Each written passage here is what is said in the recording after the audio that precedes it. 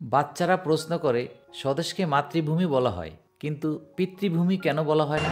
উত্তর দিতে চেষ্টা করলাম। মা সন্তানকে জন্ম দিয়ে দীর্ঘদিন যেমন নিরন্তর লালন পালন করেন, স্নেহ মায়া মমতায় বড় করেন, দেশও তেমন তার সন্তানদেরকে আলো বাতাস প্রশান্তি ভালোবাসা দিয়ে মায়েরই মতো বড় করে থাকে। প্রকৃতপক্ষে মায়ের সঙ্গে মিলিয়ে মাতৃভূমি বললে দেশের প্রতি একটা ভালোবাসার অনুভূতি জাগায়। মাতৃভূমি শব্দটিতে প্রেম ও ত্যাগের আবেগময় প্রকাশ রয়েছে। তাহলে পিতার কি তা নেই? অবশ্যই আছে। রাশিয়া, জার্মানি, নেদারল্যান্ড, সুইডেন সহ অনেকগুলো দেশে স্বদেশকে পিতৃভূমি বলা হয়। নিজের পিতা বা তার পূর্বপুরুষরা যখন কোনো একটি দেশে বাস করেন সে দেশকে তাদের পিতৃভূমি বলা হয়। পিতৃভূমি ঐতিহ্য ও জাতীয়তার সঙ্গে সম্পৃক্ত, আর মাতৃভূমি জন্ম নেয়া ও মায়া মমতার সঙ্গে সম্পৃক্ত। মূলত মাতৃভূমি ও পিতৃভূমি ওই দেশের সংস্কৃতির উপর নির্ভর করে।